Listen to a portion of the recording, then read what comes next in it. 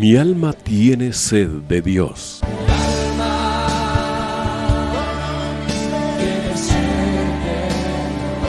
Un espacio que reconforta, alienta y motiva a la luz de la palabra de Dios.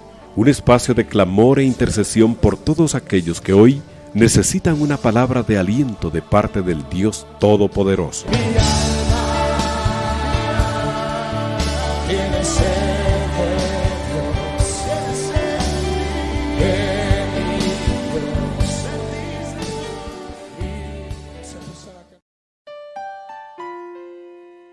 Padre, gracias esta noche por la oportunidad que nuevamente nos concedes de llevar, Señor, tu palabra y traerla a nuestro corazón y traerla para vivirla y meditarla, Señor.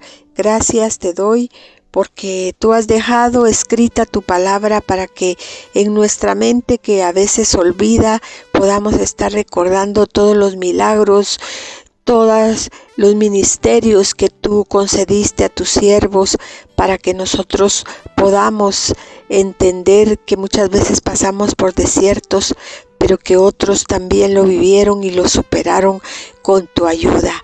Gracias te damos, Señor, porque para eso es tu palabra, para recordarnos, Señor, lo que otros han vivido y que no sea extraño para nosotros lo que ahora nos toca vivir. Yo te doy gracias y bendigo a la audiencia, Señor, en el nombre de Jesús. Amén. Bienvenidos mis queridos hermanos, en esta oportunidad su amiga nuevamente y hermana Ani de Trejo quiere bendecirle recordándole la palabra bendita del Señor que seguramente usted la ha leído y la tiene en su corazón, pero que hoy la vamos a sacar para que refresque, porque la palabra es agua viva que refresca nuestra vida, y aunque hay historias conocidísimas, siempre traen consuelo y traen bendición para las circunstancias que nosotros estamos viviendo el día de hoy. Así es de que vamos a iniciar, y el tema de esta noche son las facetas de Elías. Usted ha oído mucho de Elías porque la Biblia nos relata la vida de hombres y de mujeres con virtudes, pero que tenemos que imitar, y con defectos que tenemos que evitar. En la soberanía divina llama al Señor a personas lisiadas del alma que están buscando santidad, porque eso es lo importante. Dios no tiene perfectos. Dios tiene gente lisiada que está reparando, estamos en reparación. Y Elías, como nosotros lo vamos a ver a la luz de la palabra, está en un punto intermedio como nosotros cuando nacimos de nuevo. Y al ser glorificados nos encontramos en un punto intermedio en que no somos santos, pero sí somos justificados. Y vamos a ver la vida de Elías, que fue un gran profeta de Dios y que se opuso a la idolatría de los reyes de su tiempo, especialmente el rey Acab. David defendió los linderos del pueblo de Israel, pero Elías era el que se levantaba con toda la idolatría de los reyes de su tiempo, especialmente con Acab. Él no escribió ningún libro, usted no encuentra el libro de Elías, pero sí se le menciona en todas las facetas de su vida, de lo que él vivió. Algo que a mí me llama la atención es que no se sabe ni de sus padres, ni se habla de su llamamiento.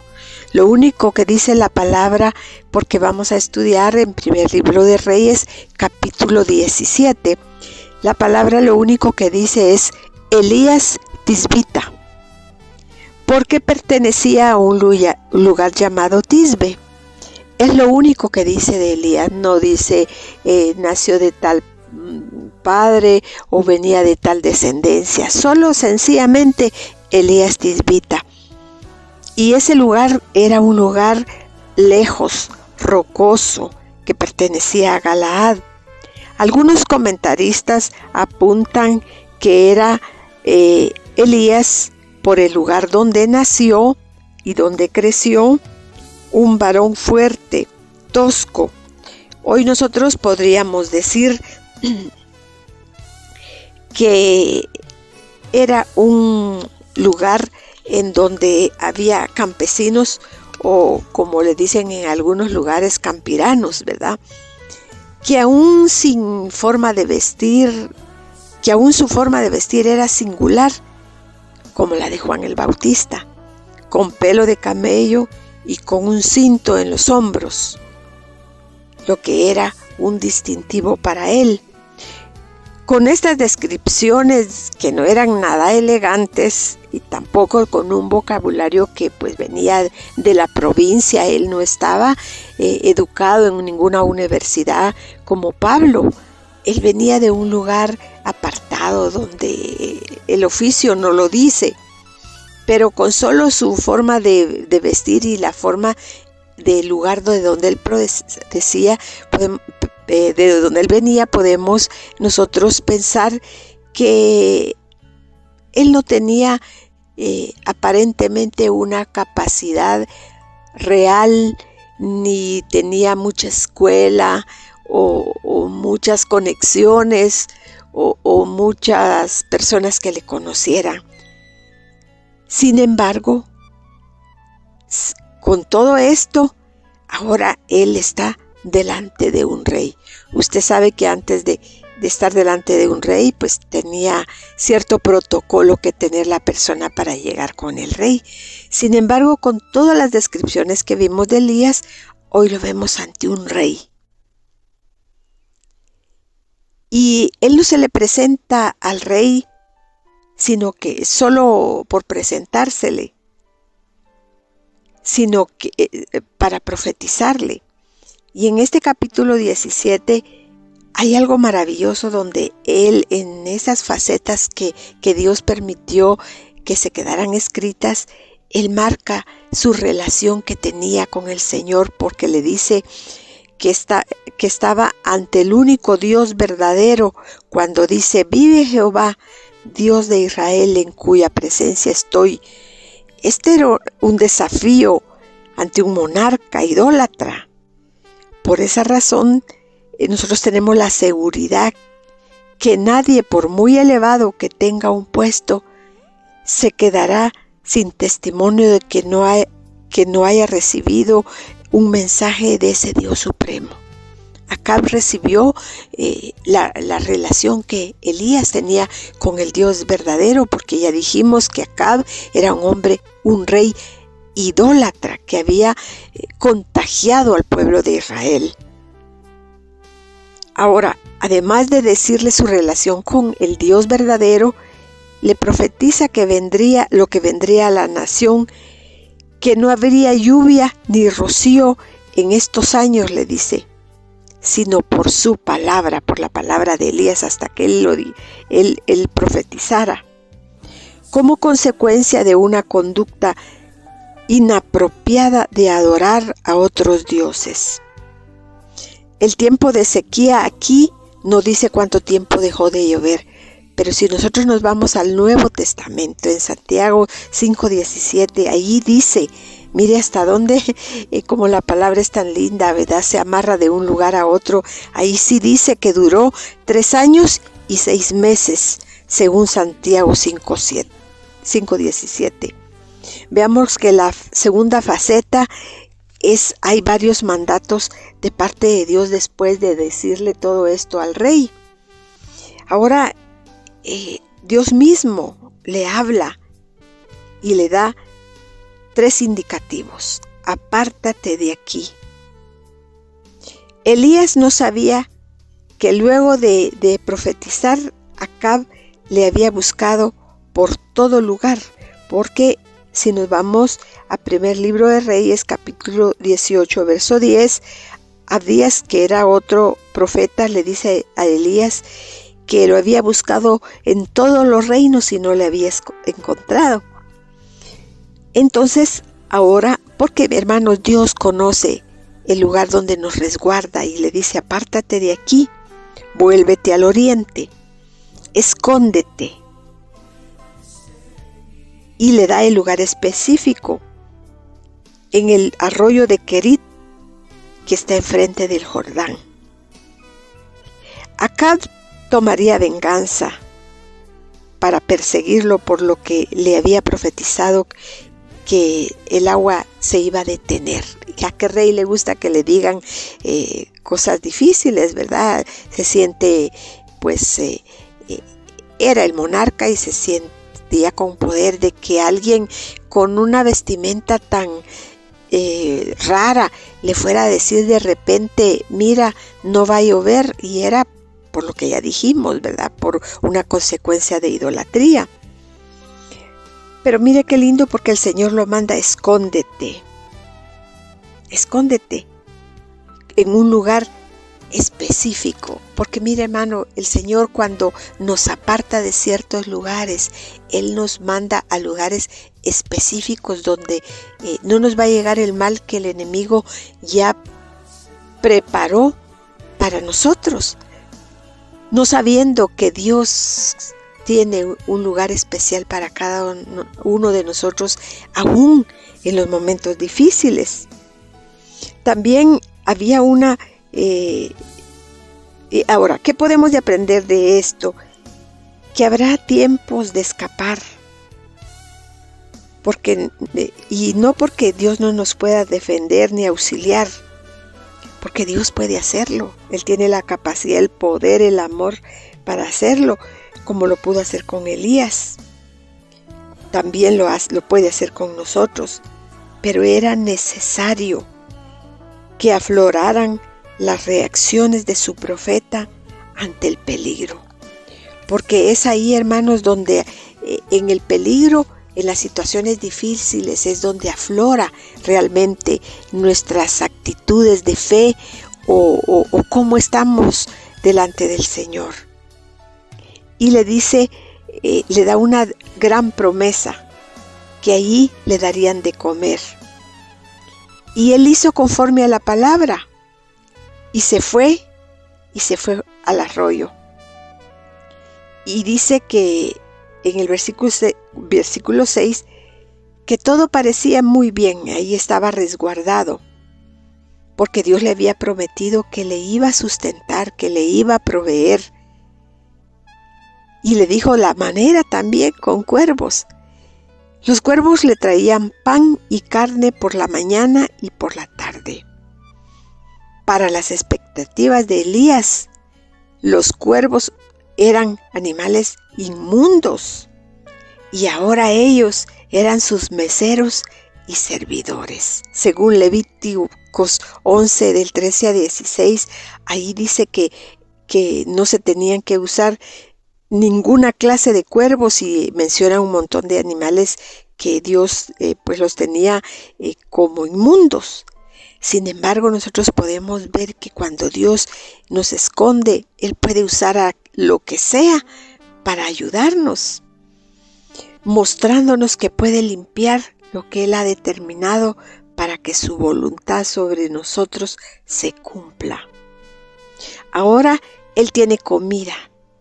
Pareciera ser que Él estuvo, la Biblia no lo dice, hermanos, pero pareciera ser que estuvo como un año, según los comentaristas, en esa cueva donde Él todos los días le llevaban 2 raciones al día.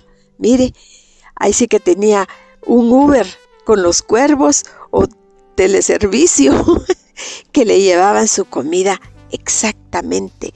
Ahora, los cuervos son animales carnívoros, sin embargo no tocaban nada de lo que llevaban para el profeta, porque Dios había cerrado el instinto animal que tenían para que pudieran sustentar la necesidad de su profeta. Ahora tenía comida, pero el río se secó. Entonces esto nos enseña a nosotros, hermanos, que cuando los arroyos se sequen, Él tiene otras expectativas para nosotros. Muchas veces Dios nos manda a lugares y sí tenemos comida, sí tenemos todo lo necesario, pero a veces se seca, o nuestra vida espiritual, o nuestra vida física, o se secan nuestras finanzas. Pero es ahí donde Dios obra, porque aquí viene otra faceta, que es la faceta en Sarepta, en donde suceden 2 milagros. Mire todo lo que ya pasó. Rápidamente lo estamos viendo por cuestión de tiempo, pero si usted lo lee, hermano, mire qué hermoso es esto. Sarepta era una ciudad carente de alimento porque estaban en una faceta de que no había llovido. Y Elías es enviado a una mujer. Acuérdese que las mujeres no tocaban ninguna voz, ni tenían voto las mujeres en ese tiempo, y mucho menos las viudas desamparadas.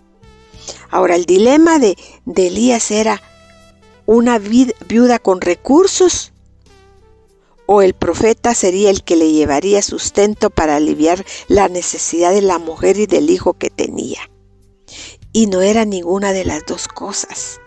Su realidad era que tenía que buscar a una viuda pobre que no sabía ni el nombre ni de la dirección de donde vivía, pero que con el don profético que él tenía la reconoció cuando ella recogía unos cuantos leñitos, porque no llevaba cantidad, sino unos cuantos leñitos, porque eso representaba la cantidad de comida que ella tenía.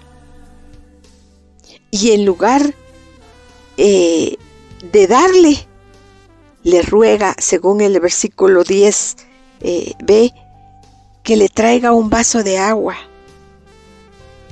Y donde había escasez de la misma, no había agua, y sin embargo él le dice, tráeme un vaso de agua.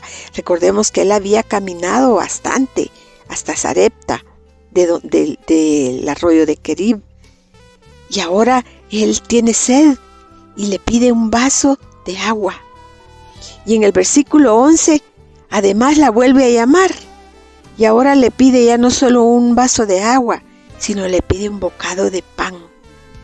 En el versículo 12, ella admirada de cómo, siendo ella una viuda y un hombre se le acerca, como la samaritana, ella le informa que no hay pan, que pan no tiene, que tan solo tiene un puñado de harina, o sea, lo que cabe en una mano, un puñado de lo que cabe en una mano, y un poco de aceite para ella y su muchacho, y que luego esperarían la muerte a falta de lo más necesario, porque usted sabe que lo más necesario pues es el alimento. En el versículo 13, él la insta a que no tenga temor, que hiciera lo que se le estaba solicitando, primero para él y después para ella y su hijo. Ahora yo pienso, ¿qué pensaría Elías? No creo que él haya cuestionado a Dios, porque aquí le dice que no tenga temor, o sea, él tenía seguridad de lo que estaba haciendo.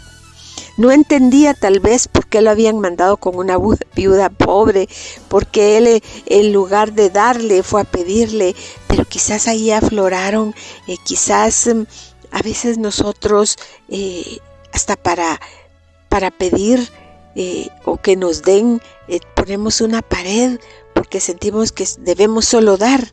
Pero mire qué ejemplo, que Elías, un hombre, le va a pedir a una viuda y ahora le dice que lo haga, que no tenga temor.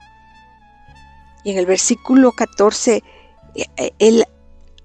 hay un dicho que el Señor dijo a través de Elías al obedecer a pesar de las imposibilidades, que la harina de la tinaja no escasaría, ni el aceite de la vasija disminuiría, hasta que Jehová haga llover sobre la tierra. Quiere decir, hermano, que iba a pasar un buen tiempo hasta que lloviera, que ella iba a tener provisión si ella hacía lo que se le estaba solicitando. Fue un reto para los dos, para Elías.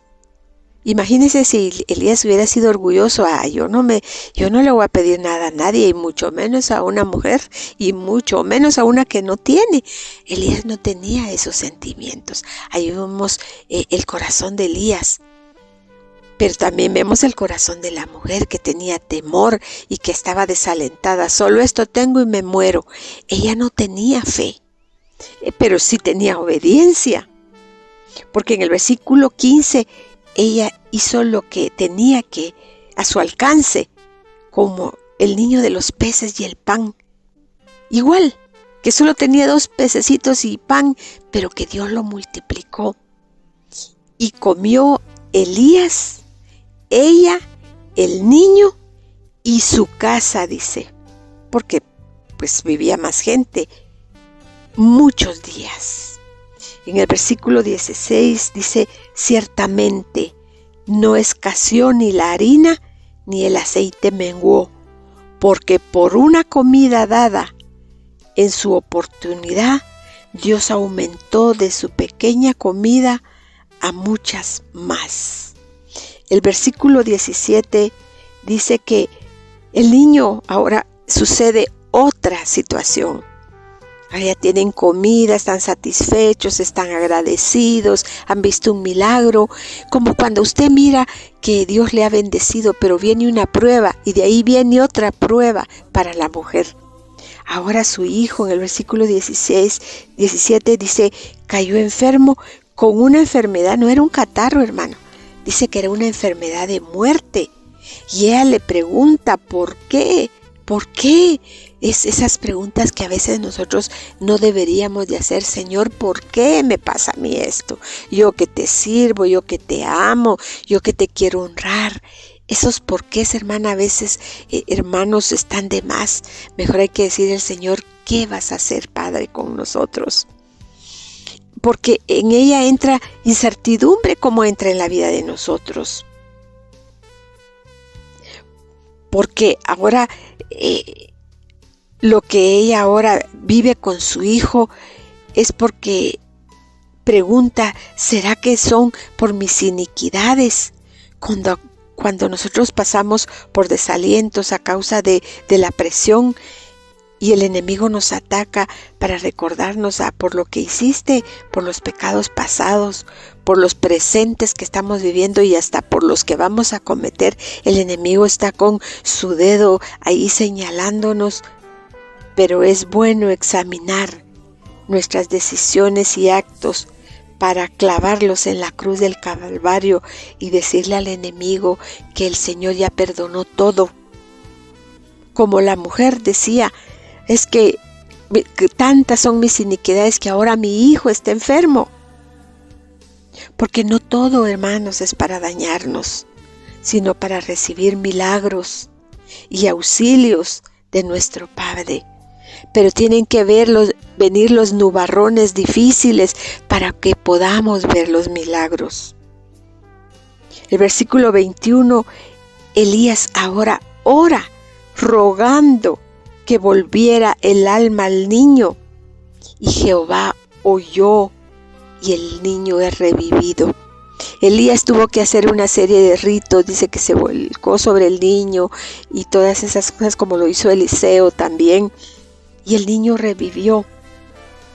En el versículo 24 dice, entonces, aquí vemos que en el versículo 18 preguntó, pero aquí en el versículo 24 ella entendió cuando dijo a Elías, ahora conozco que tú eres varón de Dios y que la palabra de verdad está en tu boca. Dios eso es lo que quiere, hermano. Que nosotros disfrutemos de los milagros, pero si no hay batallas, si no hay muertes o desiertos, no podemos disfrutar de las glorias que Dios tiene para nosotros. A veces para que esos milagros se den es necesario pasar por circunstancias que nosotros no queremos y muchas veces no esperamos, nos sorprenden, nos toman por sorpresa. Pero yo quiero decirle esta noche que también Dios nos sorprende con grandes milagros. Como Elías, cuando profetiza al rey, tiene que huir, pero está el auxilio de Dios en provisión de comida, en resucitar al niño. Luego, cuando se seca el río para Elías, él también como la viuda, ¿qué pensaría él? Y ahora tengo comida, pero no tengo agua. Pero hermano, Elías era un profeta. Y Dios ahí en el silencio, porque hermanos, en el silencio es donde Dios nos recuerda su palabra y nos recuerda sus promesas. Y en Sarepta, Elías nuevamente vuelve a certificar que Dios es fiel y que le permitió 2 milagros. Ayudar a una viuda pidiendo, porque la viuda aprendió que era dando como se recibe. Yo no sé ni puedo asegurarle si la viuda era una mujer que era un poco difícil de dar, no lo sé. Pero cuando Dios trabaja con un área, hermano, es porque Él quiere pulirnos, ¿verdad? Como pulir al profeta también de recibir de a veces del que no tiene. Y a veces, hermanos, nosotros decimos, ay no, ¿cómo me va a dar tal persona si no tiene? Y nosotros le robamos la bendición. Mire, si Elías le hubiera robado la bendición a esa viuda, ella no hubiera podido tener ni comida ni un hijo vivo. Veamos otra faceta que está en el capítulo 18.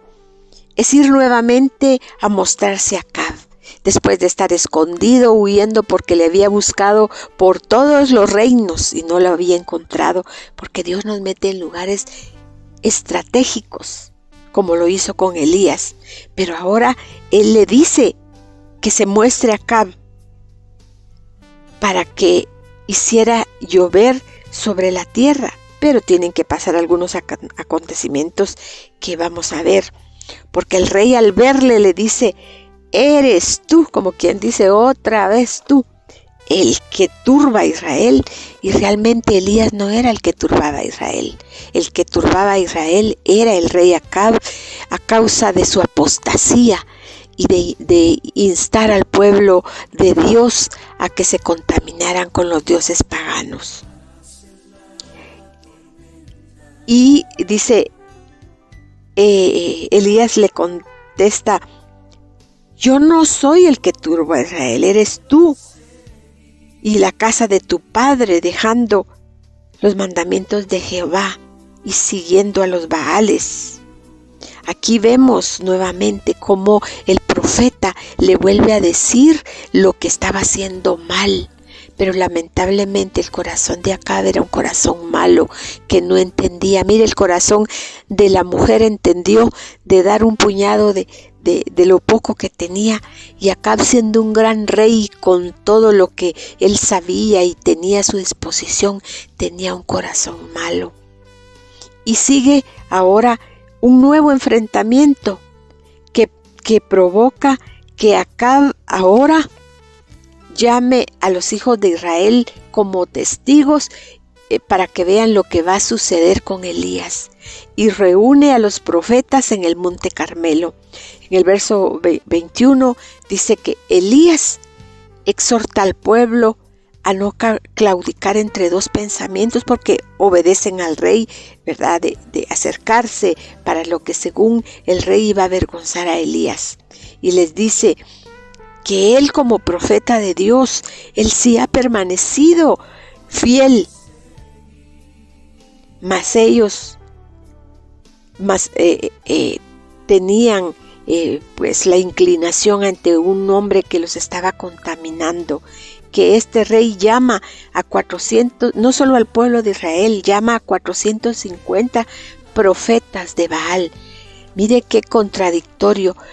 Todo el pueblo de Israel viendo 450 profetas, un profeta nada más de Dios, que se miraba, por supuesto, ¿verdad? Porque el Señor tenía muchos que no habían doblado sus rodillas, pero en ese momento solo estaba Elías.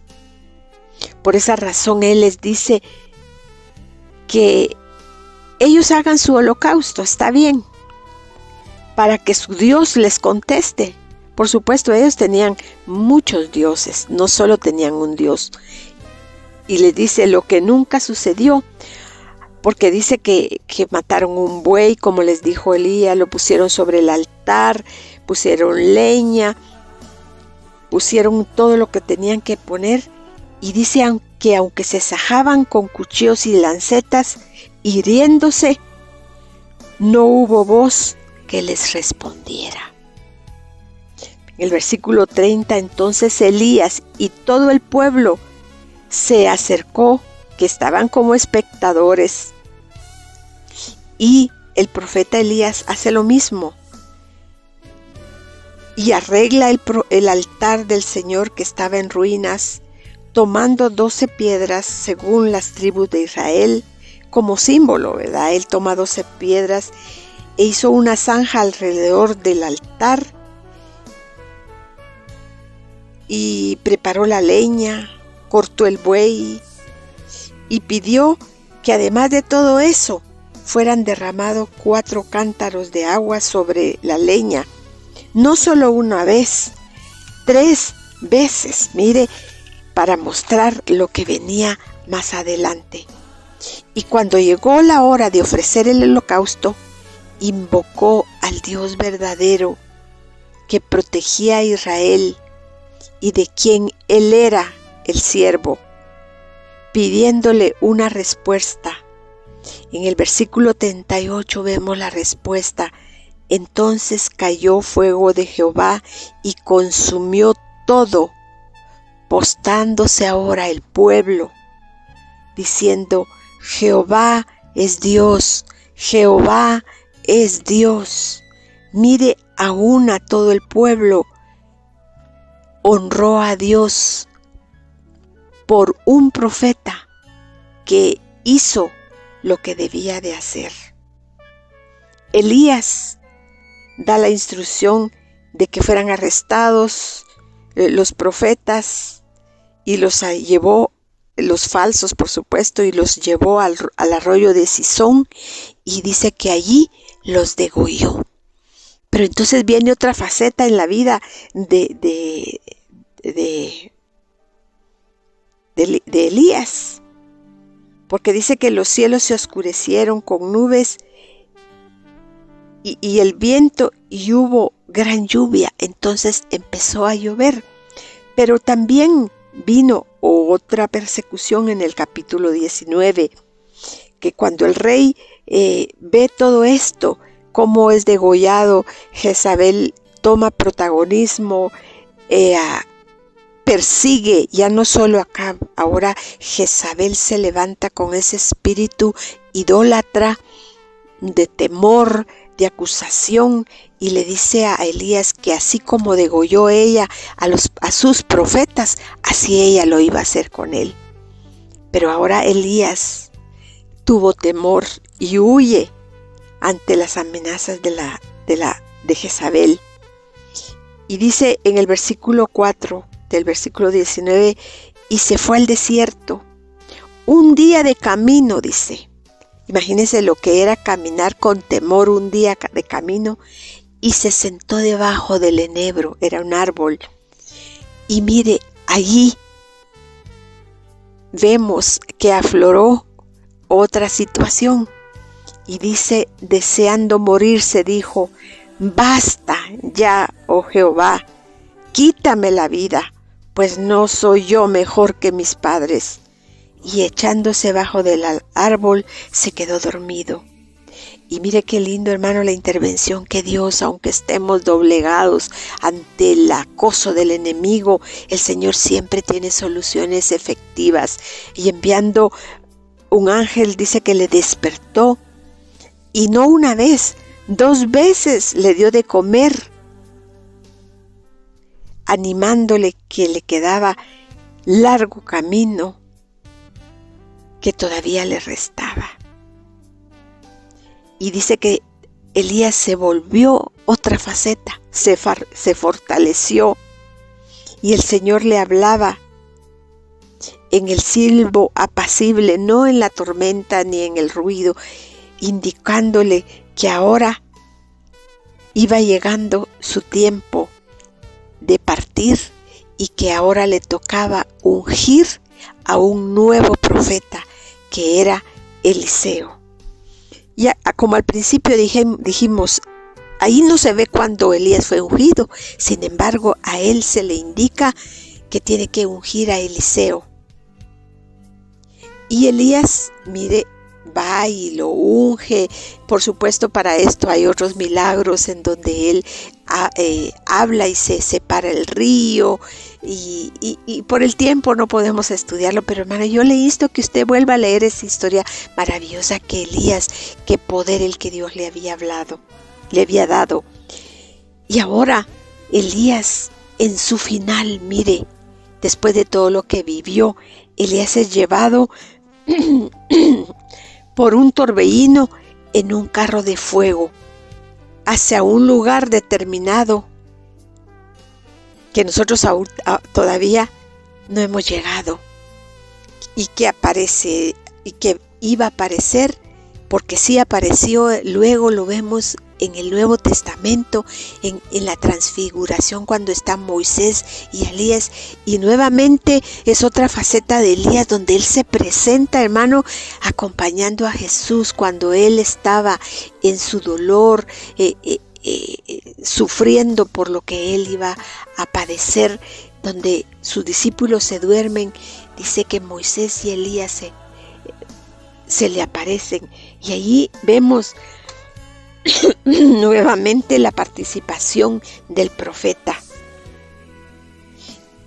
Y hermano, esa operación en nuestro tiempo sigue operando, esa operación de que el espíritu de Elías, dice, en los últimos tiempos está haciendo volver el corazón de los padres hacia los hijos.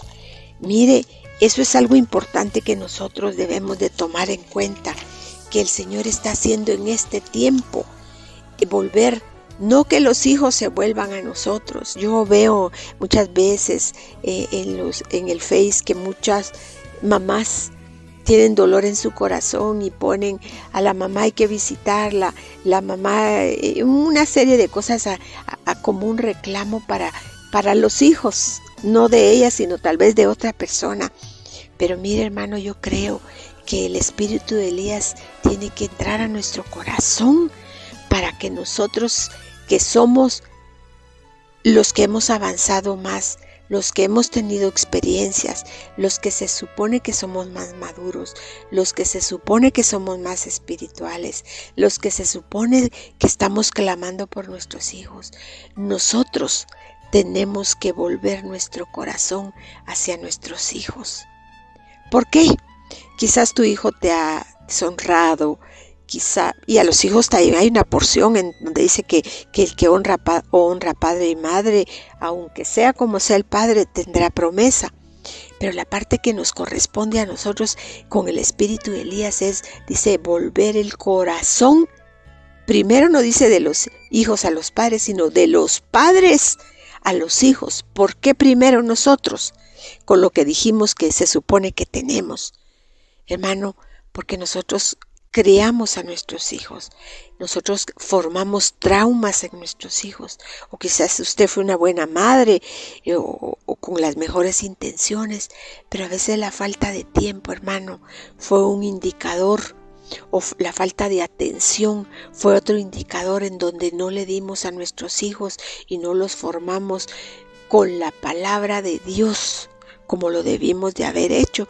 En mi caso, hermano, yo recibí a Cristo a los 32 años. Mi hijo pequeño tenía 6 meses cuando yo recibí a Jesús en mi corazón. Quiere decir que mis otros hijos los pude haber dañado y ellos pueden tener traumas, como los puede tener el hijo más pequeño que creció en el Evangelio. Y yo los he visto, esos traumas, y he visto que ellos tienen ciertas cosas. Entonces mi posición como madre tiene que ser, o como padre, tiene que ser volver el corazón y sanar todas esas heridas que nosotros causamos en nuestros hijos. Es interesantísimo leer el capítulo de Elías, hermano, y yo sí le quiero repetir lo que al principio le dije por los hermanos que se conectan después, como un hombre sin ungimiento de parte de Dios, visible, sin llamamiento de papá, de mamá, sin genealogía, sin realeza, con una vestimenta rara, con un carácter tal vez tosco, sin escolaridad, sin profesionalidad, como Pablo, instruido a los pies de Gamaliel, sin ninguna pues antecedente que dijera: por esto él fue un profeta de Dios. Hermano, nos vamos al Nuevo Testamento y la Biblia dice que somos como Elías, con las mismas pasiones que Elías, dice. Sin embargo, un hombre es un hombre singular, hermano, con todo lo que le acabo de decir, pero que fue arrebatado en un torbellino y se fue en un carro de fuego. Dos varones como Enoc y Elías, hermano, que no vieron muerte. Y Enoc pues anduvo en los mandatos de Dios. Pero de Elías, hermano, es tan poco lo que se conoce, y era un hombre tan raro para vestirse, pero que nos invita a que el espíritu que él tenía, nosotros lo tenemos que transmitir a nuestros hijos, de conexión, de restauración. Por supuesto que la obra del Espíritu Santo, por supuesto que es Cristo, pero mire, Dios usa vasos que a veces nosotros no usaríamos, como Elías. Usted si mira a un raro que entra a la iglesia, hermano, tal vez usted, y si va con tatuaje, usted esconde su bolsa y se va a otro lado. Elías no estaba tatuado, pero hermano, tenía una ropa tan rara, tan difícil, pero en su pueblo quizás aún él era raro en su entorno. Sin embargo, Dios llama lo que no es como si fuera. Por eso, hermano, nosotros no debemos de menospreciar a nadie, ni menospreciarnos nosotros mismos, porque con un hombre sin realeza, tosco, pero llamado por el Señor, él hace tareas que grandiosas, que a él le causaron exilio, vituperio, persecución, pero su final es un final glorioso, porque es uno de los pocos hombres arrebatados con una forma sobrenatural al cielo. Entonces, con lecciones de vida que nosotros debemos de aprender, que todas las cosas, hermano, nos ayudan a bien a los que amamos al Señor. Y que hermano, yo no sé si usted alguna vez se ha menospreciado o ha menospreciado el don que Dios le ha dado. Yo le digo en este tiempo y en esta oportunidad, no menospreciemos el don que Dios nos ha dado. Los talentos son otra cosa, los frutos son otras cosas, pero el talento, hermano, es algo que Dios puso en su corazón. El don que Dios le dio, Pablo le decía a Timoteo que lo avivara, y muchas veces, hermano, por las persecuciones, y por eso vimos todo lo que Elías pasó, vimos sus victorias, pero también vimos sus temores.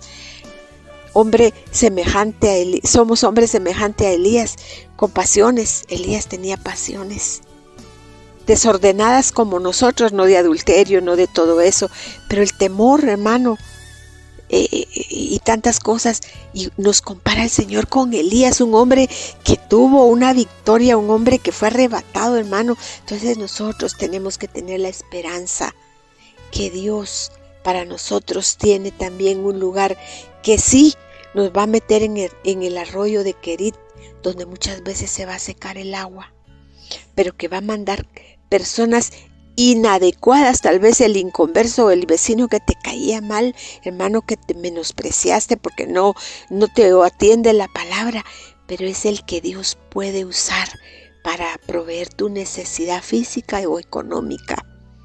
Y por qué no decir, hermano, yo me recuerdo siempre de hermano pastor, que él habla que estando en uno de esos días que uno amanece desanimado porque tuvo situaciones difíciles, él estaba en una cafetería y dice que él oyó una canción del mundo que decía: si no me conoces ahora, nunca me vas a conocer. Entonces, usando aún canciones, hermano, o cosas que Dios, cuervos que lleguen a nuestra mente para recordarnos que aún Dios tiene un trabajo especial para nosotros. Así es de que, hermano, yo espero que esta historia maravillosa de Elías, usted la vuelva a leer, hermano. Para eso se trata, para eso es que es esta radio, para invitarle, para que usted vaya a la palabra. Mire, la iglesia tiene directrices de qué estudiar, pero cuando estudiamos la palabra, eso nos invita a ir a seguir estudiando, hermano, porque de eso se trata, ¿verdad? Así es de que yo espero haber sido de bendición para su vida y que la palabra la sustente. Si usted es una viuda que se siente sola, desamparada, si nadie le llama, si nadie le busca, yo quiero decirle que por ahí viene Elías para sustentarla, y los milagros que Dios tiene para usted vienen con él, porque el Señor Jesucristo ya dio todo lo que tenía que hacer para que usted y yo disfrutemos de la gracia divina. Por supuesto, pasar por los desiertos que no queremos, pero que el fin nuestro va a ser no solo como Elías, que como un torbellino. Dios mismo, Jesús mismo, dice que vendrá en las nubes y nos llevará. Mire qué cosa más gloriosa, hermano. Si de Elías podemos decir y de Enoc que fue algo maravilloso, usted y yo nos resta todavía vivir algo que no es un carro solamente, ni un torbellino, ni una carroza. Es Jesús mismo, con un séquito de ángeles y con todos los muertos en Cristo, que vendrá por nosotros, hermano, para llegar al final de nuestra vida, de nuestros tiempos, donde disfrutaremos ya de esa patria celestial que Él nos ha prometido. Así es de que vamos a darle gracias al Señor. Padre, gracias por estas historias verídicas, Señor, que tú has dejado para que nosotros las escudriñemos y que saquemos todo lo que tú quisiste dejar escondido para que los que te aman lo encuentren, Padre. Gracias. Te pido por aquellos que están enfermos, por aquellos que están desalentados, por aquellos que han tenido partida de personas que ya están en otra dimensión, que tú tienes siempre el control de todo, Padre, como lo tuviste con Elías, que tienes determinado nuestro alimento, nuestros lugares secretos, que tienes determinados milagros, Padre, que hemos de derribar todos los baales que el mundo tiene, Señor, no con nuestra fuerza, como dijiste, no con tu fuerza ni con ejército, sino con tu espíritu, Señor. Pero que tenemos que pasar valles difíciles, ciertamente, que tenemos que pasar veredas, ciertamente, pero que, Señor, te damos gracias porque hemos de llegar hasta el final. En el nombre de Jesús, amén y amén. Que el Señor te bendiga en esta noche y nos escuchamos en una próxima. Amén.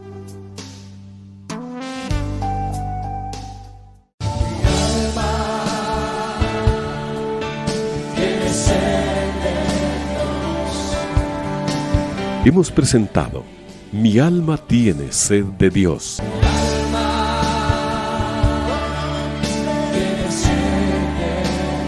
Te invitamos a escuchar nuestra próxima audición, cuando nuevamente estaremos delante del Señor exclamando: